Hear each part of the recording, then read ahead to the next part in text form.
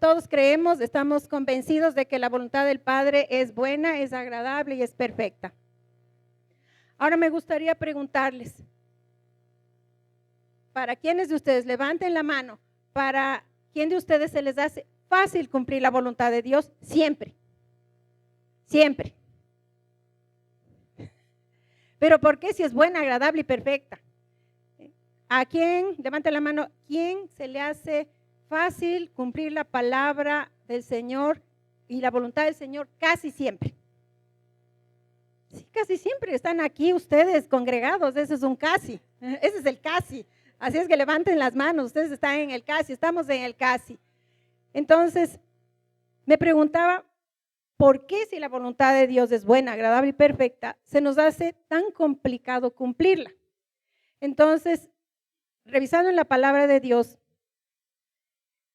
que es también rica y es nuestro manual de vida, encontré algunas historias de nuestros antepasados, de los patriarcas, donde se puede evidenciar que el Señor les da una disposición y a ellos, si bien es cierto, les cuesta, terminan haciendo la voluntad de Dios. Claro que hay otros ejemplos en la Biblia que no hacen la voluntad de Dios, los cuales no vamos a ver el día de hoy.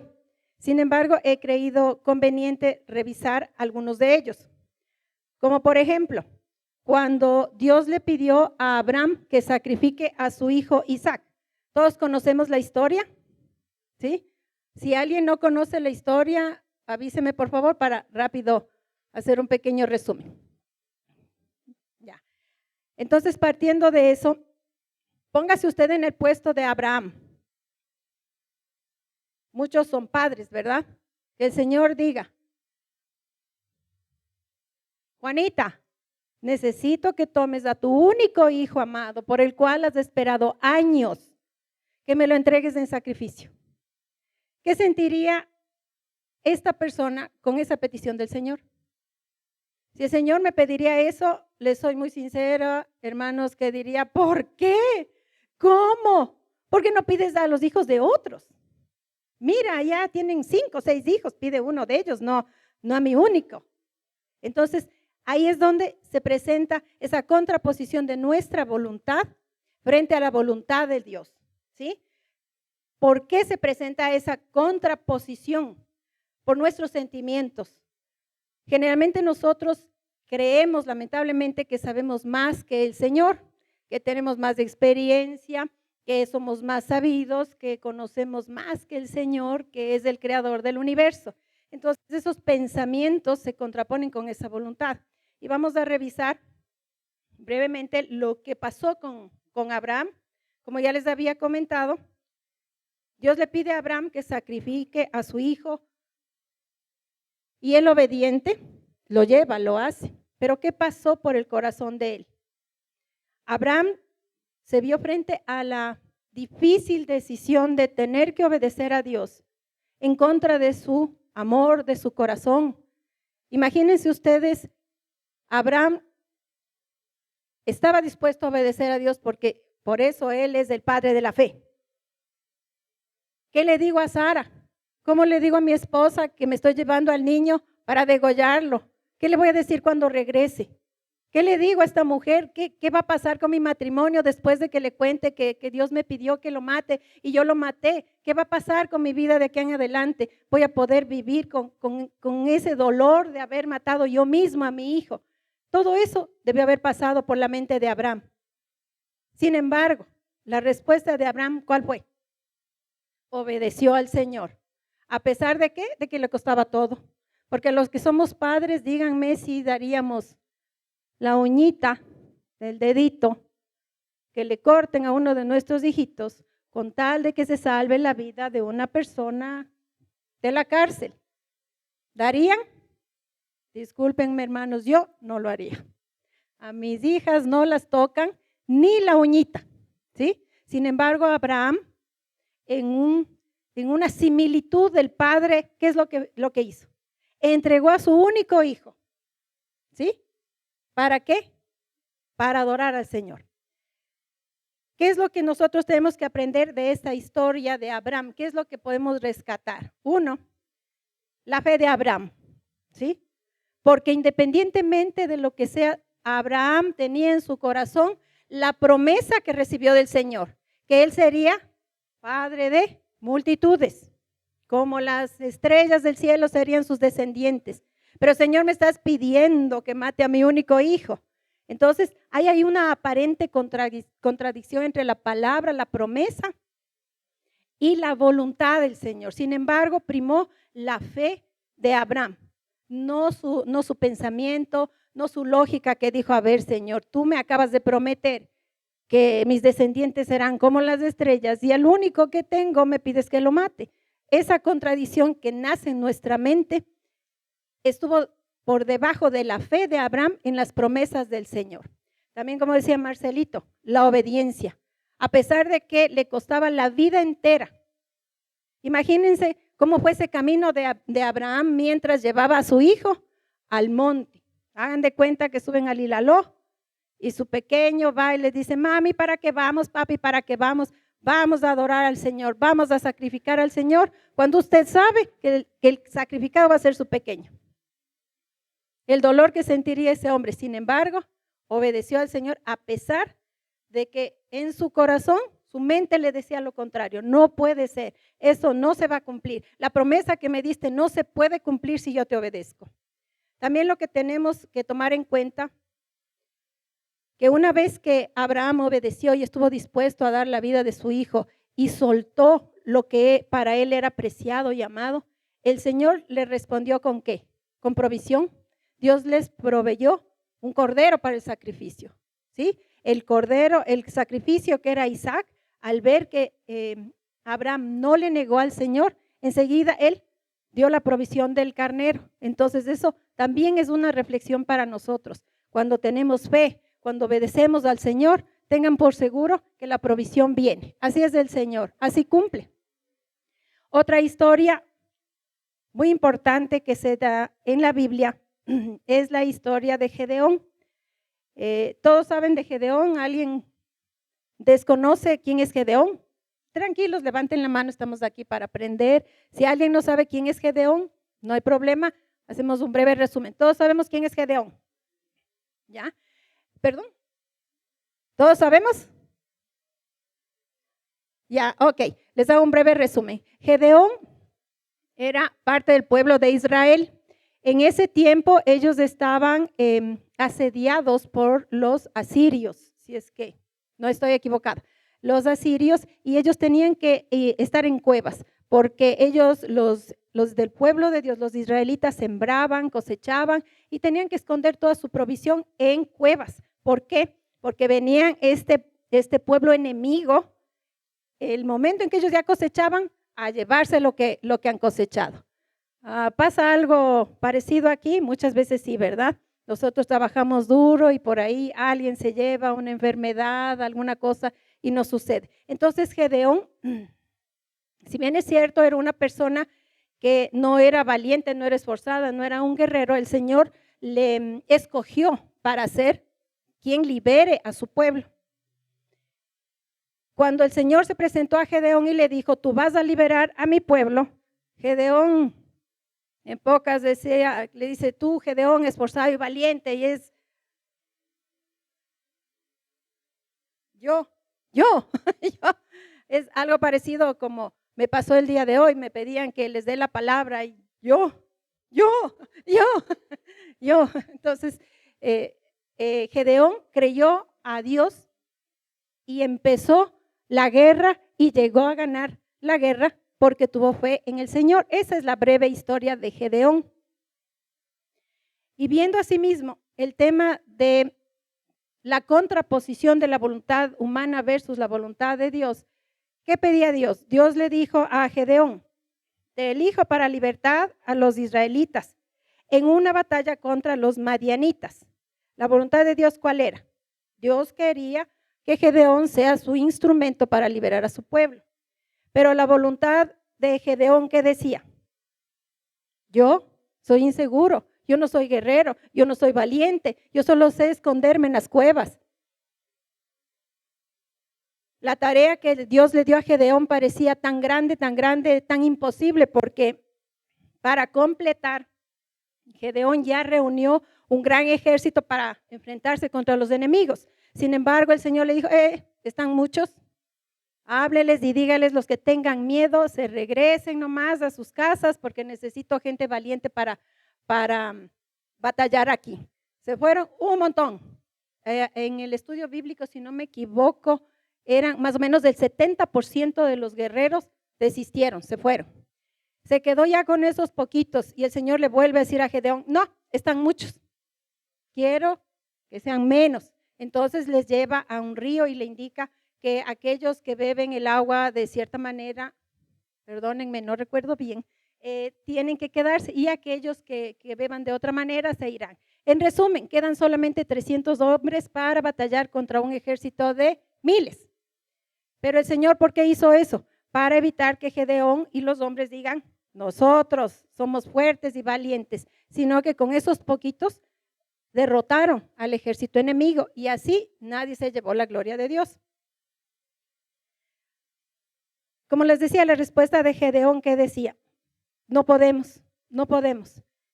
Pero en esta historia también tenemos que aprender que en la debilidad humana, la fortaleza de Dios se manifiesta. ¿Era Gedeón guerrero? No. ¿Era un soldado? No. ¿Era un estratega? No. Era una persona del pueblo que estaba asustada y hasta cierto punto cobarde, ¿sí? Entonces, Dios mostró su fortaleza. También Gedeón, a pesar de todo, demostró su fe. Él aprendió a confiar en Dios y en la visión que Dios tenía para él. Muchas veces leemos la palabra y el Señor dice, nunca te dejaré, nunca te abandonaré. Y tenemos problemas, tenemos enfermedades, tenemos accidentes, tenemos tribulaciones. ¿Y qué es lo que tiene que hacer nuestro corazón? Aferrarse a creer, a tener la fe de que Dios, si Dios lo dijo, Dios lo hace. Eso está porque está, no hay a dónde moverse. Pero hay veces nuestra voluntad, nuestro pensamiento dice, no puede ser, no puede ser, tengo una deuda tremenda, es imposible de pagar. Pero el Señor lo hace. Ponemos ahí del Señor, Señor, ayúdame, es mi culpa, yo entré en esta deuda, límpiame, ayúdame a salir. Y tenga por seguro que el Señor le hace salir de eso. ¿Por qué? Porque el Señor dijo, yo soy tu proveedor. Y si Él es así, amén, así será. ¿Ya? Otra historia muy interesante que nos da la Biblia es cuando Dios elige a María para ser la madre de Jesús. ¿Cuál era la voluntad de Dios con respecto a María? Dios envió a un ángel para que le diera el mensaje a esta adolescente de que iba a concebir un hijo y que iba a ser el Hijo de Dios y el Salvador, el ungido de Israel. ¿Cuál creen que hubiera sido el pensamiento si no hubiera sido María con ese espíritu? Si viene el ángel y le dice a una jovencita de 15 años, concebirás y darás a luz. En ese tiempo, ¿qué es lo que? No, me van a matar. Me van a matar porque en ese tiempo una mujer que tenga, es decir, que se embarace sin haber estado casada, ¿qué es lo que le pasaba? Tenían que ponerla en medio del pueblo y tenían que apedrearla. Entonces, María, a pesar de que su mente dijo, me van a matar, mi reputación, ¿dónde va a quedar? Voy a tener un hijo bastardo ante los ojos del mundo. Sin embargo, María, ¿qué hizo? La voluntad de ella se fue y se alineó a la voluntad del Señor. ¿Y qué es lo que dijo María? He aquí la sierva del Señor. Por eso el Señor le dice que es bendita entre todas las mujeres. Para aprender lo de María, tenemos nuevamente la fe, tenemos la obediencia. En María se manifiesta algo que se llama humildad. Al ella reconocerse y decirse sierva del Señor, demuestra que tiene humildad y que reconoce el poderío del Señor, porque sabe que va a tener un hijo sin casarse, entiende que en la voluntad del Señor hay un propósito y el Señor le guardará, no le matarán, no le apedrearán. Ella no sabe eso. Sin embargo, cree, confía, se humilla al Señor. Y la humildad es la que le lleva a ser engrandecida como es ahora, bendita entre todas las mujeres. No hay otra mujer como fue María. Y otra cosa que manifiesta ella también es la disposición de servir. En el momento en que el ángel le dio la noticia que va a concebir, lo que todos conocemos, ella dijo, estoy aquí, Señor, hágase en mí según tu palabra. Cuando el Señor nos da cosas a hacer, por lo general nosotros, nuestra primera respuesta no suele ser, hágase en mí, Señor, según tu palabra. Al menos en mi caso, hermanos, si es en su caso, benditos sean ustedes. Pero en mi caso suele costarme y la mente me dice, ¿cómo? ¿Cuándo? ¿Yo? ¿Por qué? ¿Me pasa solo a mí o si le pasa a alguien más? Entonces, hay esta nueva enseñanza que tenemos: fe, obediencia, disposición para servir, humildad, el conocer que en la debilidad humana la gloria de Dios se manifiesta. ¿Qué otra historia podemos reconocer en la Biblia? El Señor también nos da la historia espectacular que es José. ¿Recuerdan cuando José fue vendido por sus hermanos? José también hasta cierto punto se ganó la ira de sus hermanos, era medio chismoso, era medio envidioso y todo, entonces sí se ganó también la mala voluntad de los hermanos. No se justifica tampoco que ellos hayan hecho lo que hicieron. Sin embargo, si nosotros nos ponemos a ver cuál era la voluntad de Dios para José, él tenía un plan. Él quería hacerlo un líder, un salvador de su familia, del pueblo de Egipto y de su pueblo de Israel. Él hizo a José un instrumento de Dios para todo este gran propósito. Ahora, ¿cuál era la voluntad humana? Si bien es cierto, Dios obró a través de la voluntad de los hermanos de José que lo vendieron para que el propósito se dé, ¿cuál creen ustedes que haya sido el pensamiento de José cuando los hermanos quisieron matarle? Cuando se reunieron, matémosle, este es un chismoso, ya nos tiene hartos, nos tiene cansados, matémosle. El miedo que sentiría este joven. Cuando uno de sus hermanos se compadece y le dice, no le matemos, botémosle nomás aquí en este hueco y dejémosle. Anochecería, tendría frío. ¿Cuánto gritaría? ¿Cuánto pediría auxilio ese muchacho sin que nadie le responda? ¿Qué pasaría por el pensamiento de él? Dios no me quiere, Dios no me ama. Dios, ¿por qué permite que me pase esto a mí si yo soy un hijo de Dios? Sin embargo, José, a pesar de todo eso, se somete a la voluntad de Dios. Y José sí la pasó dura, porque después de lo que le hicieron sus hermanos, fue traicionado por sus hermanos, fue vendido, pasó muchos años en Egipto. Él era un hombre que lo que hacía lo hacía bien. Y muchas veces esa fue la causa de que tenga enemigos. ¿Qué pasó en la casa donde él servía? La esposa le puso el ojo a este joven guapo y cuando se fue el esposo de viaje, intentó seducir al muchacho y el muchacho se negó. El muchacho obedeció la voluntad de Dios y eso le costó, y le costó muy caro. ¿Qué le costó a José obedecer? La cárcel. Fue encarcelado muchos años. Luego en la cárcel él también supo mantenerse y manejarse conforme la voluntad de Dios, a pesar de la situación, a pesar de que no podía salir, a pesar de que no tenía la mejor comida, a pesar de que él estaba ahí sirviendo a presos. A pesar de eso, él se mantuvo firme. Hasta que fue a Egipto y lo exaltaron porque, como ustedes recordarán, él interpretaba los sueños. ¿Sí recuerdan, no? El sueño que interpretó al faraón, de las vacas flacas, las vacas gordas.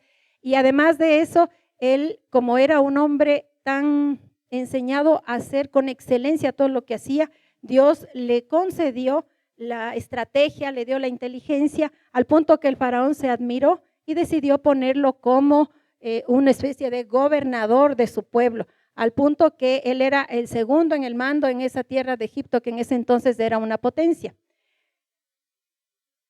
De esta manera, a través de José, la familia de José fue salvada. No solo la familia de José en hambruna fueron a pedir comida en Egipto, y ustedes conocen la historia. Él los reconoció y a pesar de que tenía el poder para castigar a sus hermanos, porque él tenía toda la razón, o no tenía la razón José de castigarles a los hermanos.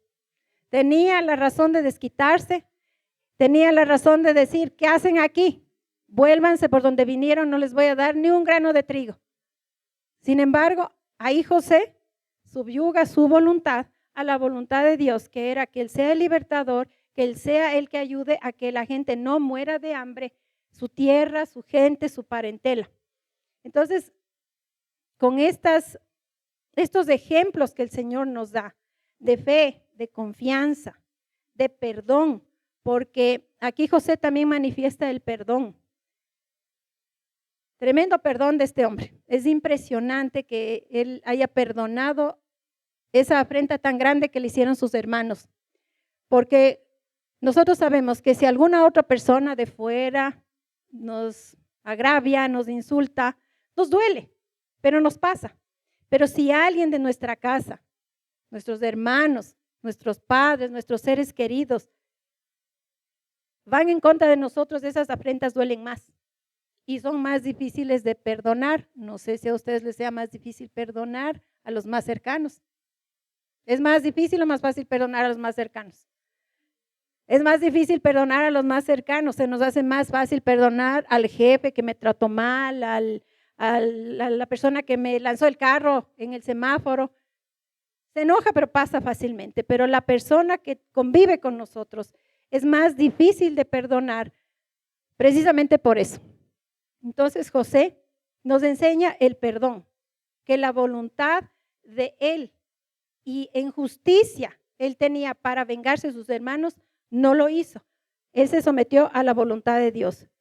También a través de la historia de José podemos ver la gracia que Dios manifestó sobre él, porque obviamente no era solamente el talento de José, que era un increíble estratega, un hombre excelente que hacía todo con excelencia, sino que fruto de que él halló gracia delante de Dios, precisamente por ese corazón, es que el Señor lo exaltó y lo llevó a dirigir una nación extranjera y disfrutar de todos los bienes y todas las comodidades, lujos, y él tenía la capacidad y el poder para decidir sobre la vida de las personas inclusive.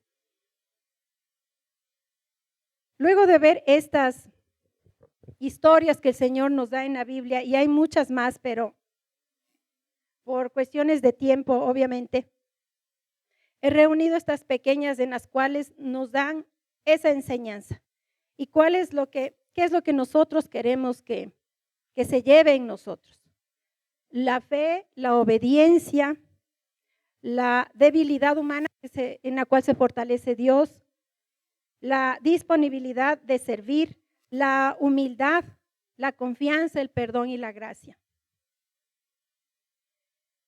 Hermanos míos, en la vida diaria nosotros nos presentamos también con este tipo de situaciones, no solamente María, no solamente José, ni estas personas que hemos visto aquí en la palabra, sino que tenemos situaciones también complejas, también difíciles, en las cuales la voluntad del Señor se pone frente a frente con la voluntad humana. Por ejemplo, usted está en un trabajo, necesitaba un trabajo, lo consiguió.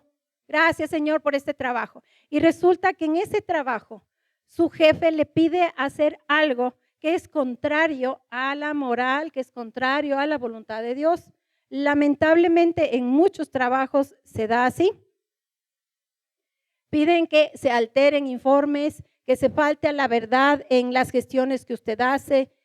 Y si usted se ve frente a esa disyuntiva, esa es la voluntad del Señor. Tengo que ser íntegro. No puedo ser parte de esta trampa, de esta mentira. ¿Pero qué está de por medio? Mi trabajo, el que me costó tanto conseguir, el sustento de mi familia. ¿Qué voy a hacer si yo renuncio? ¿Con qué dinero les voy a alimentar a mis hijos? ¿Cómo voy a ayudar en mi casa? ¿O con qué dinero voy a conseguir para mis estudios? Entonces, cuando estamos frente a esas decisiones, es que el Señor nos mira y espera. La fe, la obediencia, el perdón, la confianza. Entonces, cada vez que nosotros tengamos ese tipo de situaciones, que las tenemos todos los días, unas más fuertes que otras, porque la del trabajo es una bien dura y bien difícil. Y que el que está bien cimentado en la fe, la confianza, la esperanza en el Señor, va a decirle al jefe, no, a sabiendas de que ese es el último día que está en esa empresa, a sabiendas que al día siguiente ya no tiene el pan para llevar a sus hijos. Entonces ahí viene la confianza, Señor, tú eres mi proveedor, me quedo sin trabajo, pero me quedo sin trabajo porque no quiero desobedecerte. Créase que el Señor le va a recompensar. Acuérdese a Abraham que hizo, le obedeció, le entregó a su hijo y que hubo provisión. Hay otros casos un poquito más, digamos, para nosotros un poquito menos complejos, pero por ejemplo para los jóvenes que se encuentran en exámenes, los niños que tienen que dar exámenes, pruebas, lecciones. ¿Cuál es la tentación que se enfrentan todos los días? A copiar. Sin embargo, ¿qué es lo que dice el Señor? El Señor no le gusta que hagamos trampa, porque eso es mentir, es engaño. Entonces el joven en las universidades, cuando dan clases, dan los exámenes, sobre todo en la computadora, la gran mayoría copia. ¿Es o no es una realidad? Sobre todo cuando se da virtualmente, cuando se da por escrito. También el ojito se va por ahí, también se pasa el borrador. Bueno, así era en mi tiempo, ¿no? No sé ahora cómo sean las nuevas formas de ayudarse en los exámenes, ¿ya? En mi tiempo era el ojo, el oído, con las 5, las 10. Ese era mi tiempo, ¿no?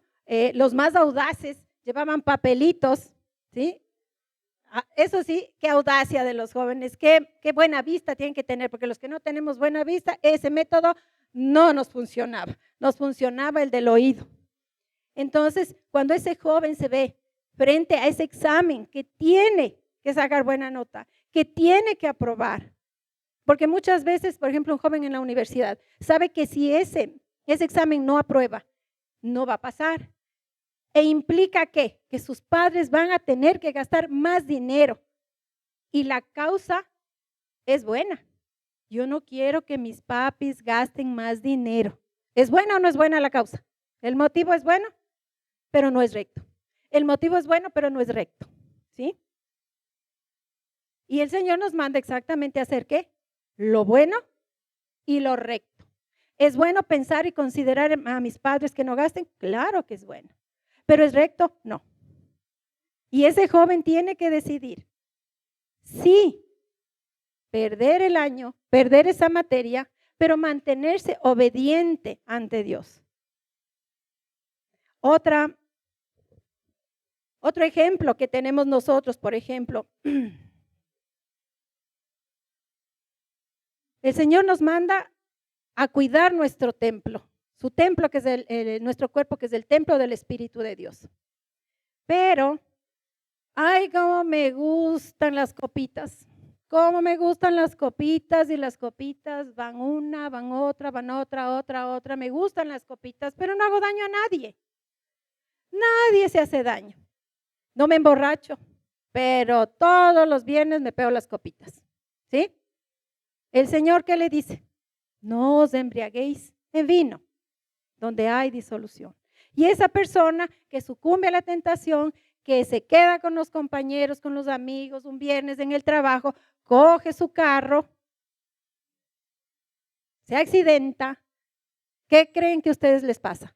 El daño que hace esa persona es tremendo. Entonces, la persona se ve en la disyuntiva de decir, me encantan las copitas con mis amigos, pero todavía no tengo la capacidad de decir 1, 2 y no más. ¿Qué tiene que hacer esa persona? Su voluntad, sujetarse, decir, no puedo, Señor, ayúdame. Necesito cumplir tu voluntad. Y mejor no me voy con mis amigos que yo sé que les gustan las copas. Me voy con otros amigos a hacer deporte. Cuando el Señor dice, coma saludable, no coma chatarra, Mire cómo está ese hígado graso, no coma esto, no coma aquello, no coma tantos dulces. Pero hermanos, la tentación es grande, es grande. Un heladito, al menos a mí me gustan los helados. No coma esto, las papitas fritas. Yo leí en las redes sociales, alguien escribió, decía, padre, ¿por qué las lechugas no saben como las papas fritas? Porque si supieran igualito, yo me comería un montón de lechugas, pero lamentablemente no es. Entonces, nuevamente, nuestra voluntad está confrontada con la voluntad del Señor. Y día a día nosotros estamos frente a esas disyuntivas. Cuando nos pasamos del semáforo, estamos atrasados, tenemos que llegar al trabajo, tenemos que llegar a la universidad, se pasa el semáforo, le dice el agente de tránsito, deténgase. Y la multa es fuerte. ¿Qué le viene a la mente? Lamentablemente, ¿qué es lo que nos viene a la mente? El billetito. Y me fui. Solo me costó $20 de los 100 y más. Pero ¿cuál es la voluntad del Señor? Sé recto, honesto, no hagas trampa. Nuevamente viene ¿qué? La fe, la obediencia. ¿La fe para qué? Señor, me van a poner la multa y no tengo plata para pagar. Pero me pasé el semáforo. Perdóname, Señor, y provéeme, como con Abraham, para que yo pueda pagar la multa y ayúdame a levantarme más temprano, a no salir en esas condiciones. Y así vamos a enumerar un montón de cosas que diariamente estamos nosotros enfrentados a cumplir o mi voluntad o la voluntad de Dios. Y como yo sé, hermanos, que el espíritu anhela, pero la carne es débil, muchas veces caemos en que nuestra voluntad pese más que la voluntad del Señor. Ahora, ustedes se preguntarán, ya tengo claro cómo es mi voluntad, cómo es la voluntad del Señor, pero ¿cuál es la voluntad del Señor para mi vida? ¿Sí se ha preguntado cuál es la voluntad del Señor para su vida? ¿Y ya saben todos cuál es la voluntad de Dios para su vida? Pero el Señor también, como es bueno, nos ha dado en su palabra muchos versículos donde podemos nosotros entender cuál es la voluntad del Señor para nuestra vida. Vane, por favor, ¿me puedes ayudar? Salmos 43:10. Entonces, cuando usted no sepa cuál es la voluntad de Dios en su vida, puede ir a este salmo. 143:10. Salmo 143:10. ¿Ya estamos? El salmo dice, enséñame a hacer tu voluntad, porque tú eres mi Dios. Tu buen espíritu me guíe a tierra de rectitud.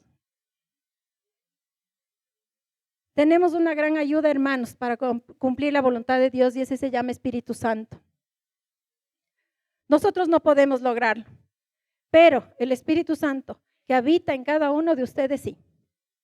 Lo único que tenemos que hacer para que el Espíritu de Dios empiece a guiar nuestra vida es cederle el trono de nuestro corazón ¿a quién? Al Señor Jesús. Señor Jesús, yo soy una persona que me gusta hacer mi voluntad, que soy caprichosa, que aquí nadie me dice cómo se hace, sino que yo soy el que ordeno, el que mando, el que quito, el que pongo. ¿Cómo yo puedo?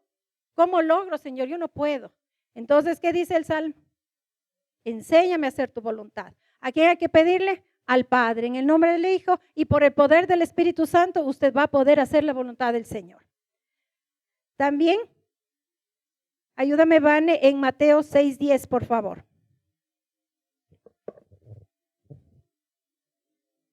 La palabra de Dios nos dice,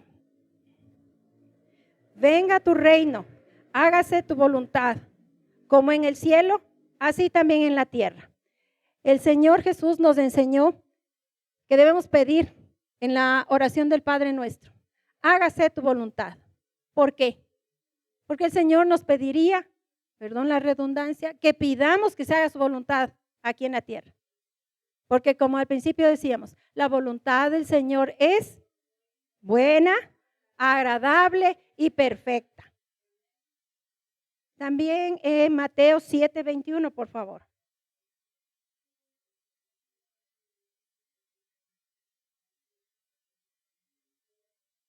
No todo el que me dice Señor, Señor, entrará en el reino de los cielos, sino el que hace la voluntad de mi Padre, el que está en los cielos. Muy bien. Vane, por favor, el Salmo 48. Entonces ustedes van a ver aquí y de estos versículos hay un montón más. Yo reuní unos poquitos nada más para que cuando usted diga, Señor, ¿cuál es tu voluntad? Vaya a cualquiera de estos versículos y usted va a saber. El Salmo 48 dice, el hacer tu voluntad, Dios mío, me ha agradado y tu ley está en medio de mi corazón. Ese es el objetivo que todos debemos tener, que la ley del Señor nos agrade y que la ley de Él esté en nuestro corazón. Cuando la ley del Señor, es decir, sus mandamientos, la voluntad que está expresada en la palabra de Dios en la Biblia, nos es agradable, nos es fácil cumplirla. Por ejemplo, cuando la mamá le dice a su hijo, especialmente los adolescentes, arregla tu cuarto. ¿Qué usualmente dicen? Ya voy.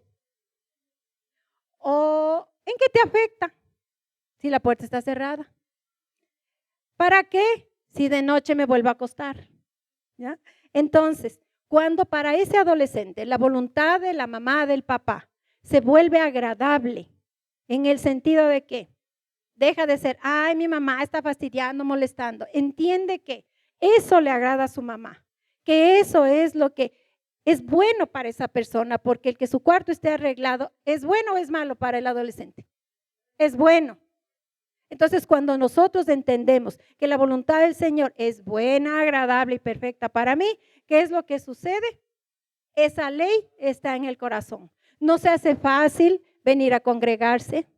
Y les bendigo en el nombre de Jesús que a pesar del cierre de calles y todo el problema que hoy han tenido, han llegado aquí. El Señor los bendiga, el Señor los guarde, los cuide y les conceda todo anhelo del corazón por haber sido fieles y estar aquí a pesar de las circunstancias. Vamos también a Romanos 12:2.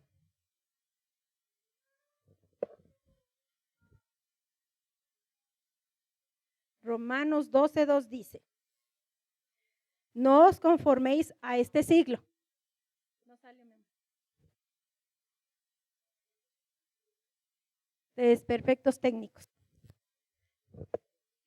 Mientras tanto, Romanos 12:2 dice, no os conforméis a este siglo, sino transformaos por medio de la renovación de vuestro entendimiento para que comprobéis cuál sea la voluntad, la buena voluntad de Dios, agradable y perfecta. ¿Qué quiere decir el Señor? Que no nos conformemos, que no nos moldeemos a este tiempo ni a este mundo, sino que nuestro pensamiento tiene que ser transformado. ¿Qué es lo que qué quiere decir esto? El Señor nos pide que los conceptos, preceptos que hayamos aprendido muchas veces en la Romanos 12:2. No, algo le pasó a la pantalla. Romanos 12:2, les repito. Romanos 12:2. No os conforméis a este siglo, sino transformaos por medio de la renovación de vuestro entendimiento para que comprobéis cuál sea la buena voluntad de Dios, agradable y perfecta. Si nuestra mente no es renovada, no vamos a poder entender la ley o la voluntad del Señor. Por ejemplo, caímos en enfermedad. Nuevamente, ¿qué pensamos? ¿Cuál es mi voluntad? ¿Por qué tengo que enfermarme? ¿Por qué me duele? No puedo ir a trabajar, no puedo hacer las cosas de mi casa, no puedo estudiar, todo se me hace un lío en mi vida. No puedo ir a abrir mi negocio, dejo de ganar este día. ¿Por qué permites que me enferme? Entonces ahí volvemos y tenemos que renovar nuestro pensamiento y entender y recordar que el Señor Jesús dijo que en este mundo tendremos aflicciones, la enfermedad, accidentes, etcétera, son aflicciones. Entonces, esa renovación de nuestro pensamiento, al dejar de creer y de pensar de que si me pasa algo malo es castigo de Dios, es ataque de demonios, es porque yo soy malo. Hay que renovar y pedirle al Espíritu Santo, Señor, esta enfermedad, tú la has permitido en mí. ¿Por qué? ¿Para qué? ¿Qué quieres que yo aprenda con esta circunstancia que estoy viviendo? Esa es la forma en que nosotros renovamos el pensamiento y obviamente leyendo la palabra, porque si no leemos la palabra, la renovación de nuestro pensamiento, hermanos míos, no se va a dar de ninguna manera. Otro pasaje. Vane, por favor, Primera de Pedro 2:15. Ya no funciona. Primera de Pedro 2:15 dice, porque esta es la voluntad de Dios, que haciendo bien hagáis callar la ignorancia de los hombres insensatos. Este pasaje es espectacular. Es impresionante, ¿por qué?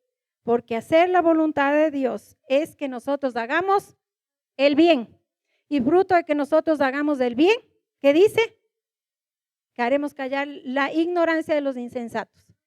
Si es que en algún momento ustedes, en su vida, alguien les insulta, les falta el respeto, les dice cosas que no son, les afrenta de alguna manera, ¿qué es lo que dice el Señor? Que hagamos el bien. El Señor, ¿qué quiere en el momento en que alguien les insulte a ustedes? ¿Cuál es la voluntad del Señor en ese momento que alguien les está insultando? ¿Qué te crees? Vamos a ver, hoy te digo las 4 verdades. ¿Esa es la voluntad del Señor? Esa es mi voluntad. Pero la voluntad del Señor, ¿cuál es? Amarnos los unos a los otros, ¿sí? Mía es la venganza, yo pagaré. Como dicen, pocas palabras. Calladito te ves más bonito. Es preferible callar, no responder, no pagar mal con mal, sino callar. El Señor en el silencio que nosotros hacemos, al cumplir la voluntad del Señor, ¿qué hace? Hace que esa persona que dijo de todo lo que tenía que decir, el Señor se encargue y nos enseña nuevamente a lo que es, al perdón, a la obediencia, a la fe, ¿sí? Así es que, hermanos míos, en resumen, todos y cada uno tenemos la voluntad y el propósito que el Señor ha decidido para cada uno de nosotros. A mí me gustaría que se pregunten, ¿cuál es la historia de ustedes? ¿Qué es lo que el Señor les ha pedido que hagan conforme a su voluntad? ¿Qué es lo que el Señor les ha pedido dejar y les cuesta? Que es parte de la voluntad del Señor. ¿A quién el Señor les ha pedido que perdonen? Aunque no se merezca perdonar, que es parte de la voluntad del Señor. ¿Qué es lo que el Señor les ha pedido a cada uno de ustedes? Menguar en su vida para que Él pueda ser exaltado. Yo le pido al Espíritu de Dios que les revele a cada uno de ustedes esa partecita que nos cuesta, ese orgullo que no nos deja, que no nos permite que el Espíritu de Dios se manifieste con poder y con grandeza. ¿Qué es esa partecita que el Señor nos ha pedido? ¿Qué parte de la voluntad del Señor se confronta con la tuya? Porque cada uno tiene su realidad, cada uno tiene su vida, cada uno tiene su necesidad. ¿Cuál es esa afrenta que tienes tú en tu vida con la voluntad del Señor? ¿Qué es lo que el Señor te ha pedido dejar? Por ejemplo, una pareja, jóvenes enamorados, si el Señor te ha dicho no, no. ¿Es esa afrenta tal vez? Si el Señor te ha dicho esa amistad no me gusta ese carácter, no me gusta la forma en que le respondes a tu esposo, no me gusta la forma en que tú enseñas a tus hijos, no me gusta que tú te olvides de enseñar a tus hijos a leer la Biblia, a orar. ¿Qué es lo que pasa? ¿Cuál es nuestra afrenta? Cuando el Señor nos dice, trabaja bien, atiende a los clientes con amor, con misericordia, pero nuestro corazón que dice, no se merecen. Esa es la voluntad mía, no se merecen. Pero la voluntad del Señor que dice, atiende bien a los padres. Créanse, hermanos míos, que creo que la mayoría somos padres, los pocos que todavía no son padres, pídanle al Señor mucha sabiduría. Porque por más que nosotros amamos a nuestros hijos, al punto que no nos costaría dar la vida a cambio de la vida de uno de nuestros hijos. A pesar de ese amor,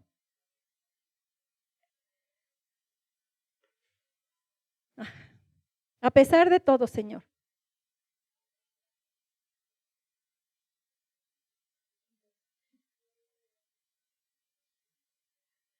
La voluntad del Señor siempre, siempre será lo mejor que nosotros debemos de escoger. Y todo lo que nosotros sacrifiquemos para cumplir la bendición de Dios, Dios nunca se olvida. Dios jamás debe a nadie. Él está pendiente de que si tú te levantas en la mañana a orar por Él, a pesar del sueño que tengas, a pesar de que te acostaste a las 2 de la mañana, te levantas a las 4 para darle esa media horita que Él te pidió. Él te recompensa. Acuérdate, la fe, la obediencia, Él es proveedor. Él te va a proveer. Él no se olvida. Él tiene en su memoria el esfuerzo, el sacrificio que tú haces día con día por Él y para tus hermanos en la fe, para aquellos que están perdidos. Hacer la voluntad del Señor a veces es difícil, a veces cuesta. Es más, muchas veces cuesta. A veces nos es imposible, pero el Señor nos ha dejado el Espíritu de Dios con el cual todo es posible. Porque el Señor nos ha dicho que todo lo puedo en Cristo que me fortalece. Y también puedo cumplir la voluntad del Señor. Porque si no, el Señor no nos hubiera pedido, si no estaría en nuestra capacidad. Pero tenemos el Espíritu de Dios. Así es que, hermanos míos, yo les pido que por favor nos pongamos de pie y le pidamos al Espíritu de Dios que nos ayude a cumplir la voluntad del Señor.